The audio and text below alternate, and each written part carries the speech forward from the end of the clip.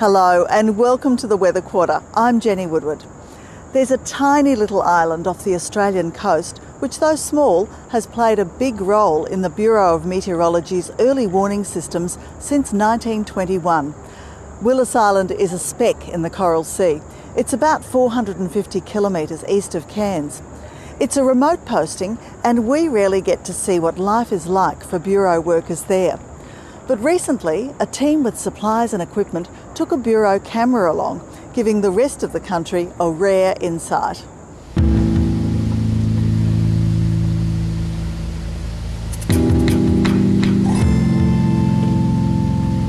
It's a busy afternoon on the Cairns Wharf. A reef-going catamaran is being loaded with tons of supplies. To the casual observer, it looks like preparations for a long fishing trip, or perhaps stock for a small supermarket. But these boxes hold the key to the mystery. This small dedicated team from the Bureau of Meteorology are heading to the remote tiny Willis Island in the Coral Sea. Too far for a helicopter transfer, the only way is by boat. The trip can take up to 30 hours, but this time a fast cat on a smooth sea will get them there in 12 hours. With a 4-person staff, Willis Island is home to a vital part of Australia's early cyclone warning systems, as Officer in Charge Martin Greer explains. It's very strategically located in regard to detecting early formation of cyclones. So we've got a radar here, that's one of its primary roles. With all satellite imagery and all of that, it's very handy, but a meteorologist will always say that a radar on the spot is probably the best equipment to have in regard to tracking cyclones. Yeah, it's just great to have a presence out here too, you know, you can never beat sort of eyes on the ground. Our job is to conduct meteorological observations, both surface and upper. There's a technician here, but we've also got like the domestic duties, general maintenance of the buildings and the equipment. Because obviously, being out here, just the 4 of us, we've got to provide our own power generation, provide our own fresh water, sewage, all that sort of stuff. So it's like a little small community. There's plenty of opportunity for recreation and yeah, life's generally pretty good out here, but it can get hectic at times.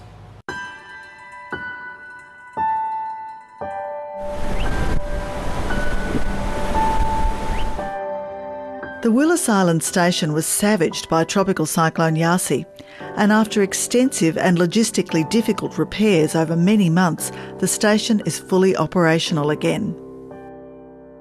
The main building remained intact, which was great. It's rated up to Cat 5, so it withstood the cyclone. The radar was damaged. And then the anemometer was damaged, and a lot of the support equipment, the auxiliary equipment around the island was damaged and needs replacement. Things like the desalination plant, the sewage plant. So basically the main building remained intact, but a lot of other stuff has to be refurbished.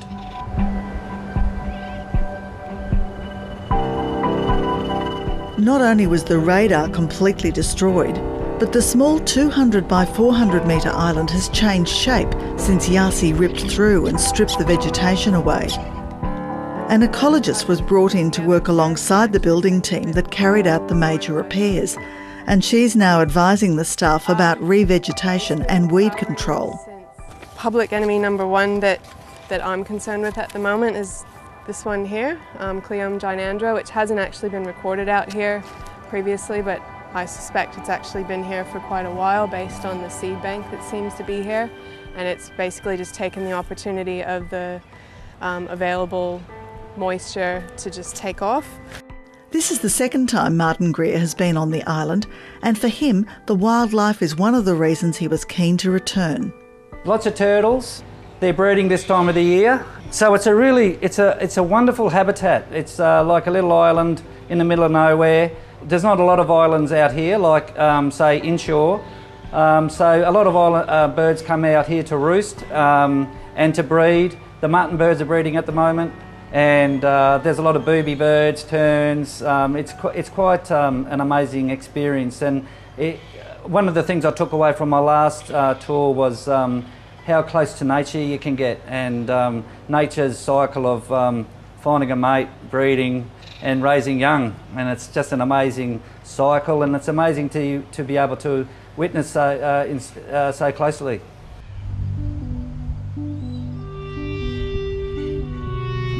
The Bureau takes great care to protect the fragile environment.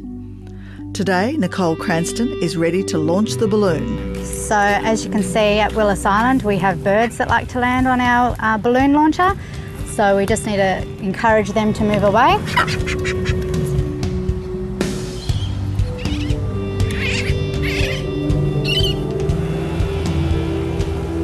Technical Officer Matthew Costa is not only responsible for keeping the instruments in good working condition, but also for maintaining the crucial power and water plants in excellent working order. Whilst living on Willis Island, one of our biggest and most closely monitored life support systems is our desal plant and water levels. Behind me in the room here, we have 2 desal units that have recently been installed, replacing a single. One's a duty, which is on the right-hand side, and the left-hand side is a standby. Should anything happen to our first, it then clicks over to the secondary and runs from there. Tastes all right, tastes a bit like town water, and pretty good units, just keep running. The posting on Willis Island is for volunteers only. The contenders go through extensive training and psychological testing, as all staff have to deal with the combination of isolation and living in a very small community. I liked the idea of coming to remote posting and throwing myself in the deep end, so to speak, and I suppose if I can survive here for 3 months, hopefully most of the other postings will be a bit easier. So. The island is supplied for 3 or 6 month stays, and there are only occasional visitors. Yeah, cruise ships come by and drop anchor to take advantage of the duty-free. Had a very interesting morning one day when the Navy was just bobbing outside the office. So we invited them on the island, and we had a great few hours with the Navy boys. They would have liked to stay longer, but they were in a hurry to get somewhere else. But yeah, you do get the occasional yachties coming through, and you know, they'll always sort of make VHF contact and want to get an updated weather report. The attraction is it's a beautiful island up in the tropics, and hopefully I get to enjoy some of it while I'm here. It's a unique experience for anyone posted to the island. Their dedication and sense of adventure provides a vital and valued service. And the rest of the country knows they're there by the ever-reliable radar signal. And the team that was stationed on Willis Island as Tropical Cyclone Yasi approached was evacuated just in time by emergency chopper the day before the cyclone hit. Well, no doubt you will have noticed temperatures around the country are dropping as we slip into autumn. Hobart's already recorded daytime figures in the low teens, but it was the extremely active monsoon trough that dominated conditions for the start of the season. There's been cyclones, wild winds, flooding rains and a tornado. Here's a look at how ABC News crews covered the drama. This was Cyclone Lua at its worst, a white wall of rain being driven sideways by 200km/h winds. The footage was filmed from inside the Pardue Roadhouse, directly in the firing line. Oh, it was horrific. Unbelievable, noisy, just rain horizontal. Unbelievable, really. Forever, I think you said. Yep, 3.5 hours. And in that time, the Category 4 system tore a path of destruction through the roadhouse and adjoining campsite. Decades-old trees were uprooted, shade cloths shredded, and a petrol bowser knocked over. Janet Robb and Ian Badger have owned the campsite for years. This is what it looked like just days ago. Oh, it's heartbreaking. Literally heartbreaking to see all that. For once, it wasn't crocs keeping people out of the water at the city's beaches. The Nightcliff foreshore saw huge seas, and a normally bustling strip of beach was swallowed up by the churning water. With school cancelled for the day, there was no shortage of people coming down to watch. Darwin copped a drenching. Some parts of the city recorded rainfalls of up to 250 millimetres. Inland lakes sprung up, and and four-wheel drives provided a good substitute for a boat. Enjoying having the day off school, yeah, it's very good.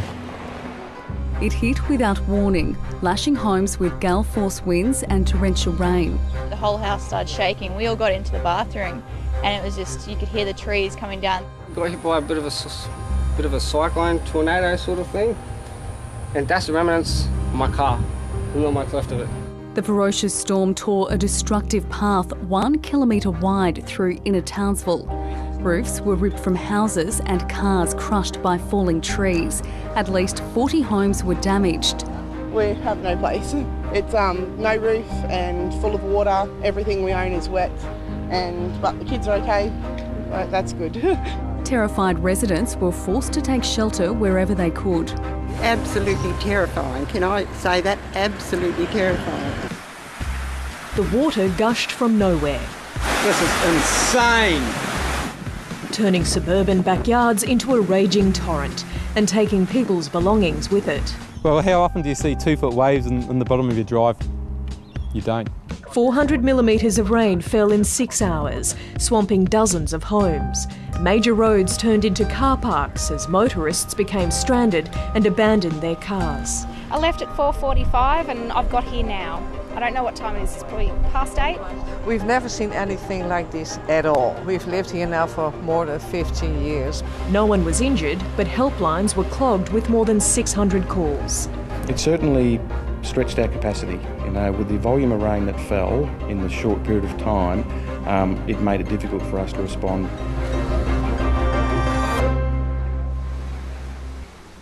And while there's been torrents of rain in some parts, Perth has suffered unseasonably hot weather. Since November, there have been 8 heat waves in the city. That means the temperature is above 35 degrees for 3 consecutive days or more. It's the most heat waves Perth's experienced between November and March since records began in 1897. And that's the show for this time. Don't forget, we love your emails and photos, and many thanks to Linda Lawson for this beautiful shot. It was taken early one morning in Chinchilla in southern Queensland. You can contact me too at weatherquarter@your.abc.net.au or follow me on Twitter @JennyWeather.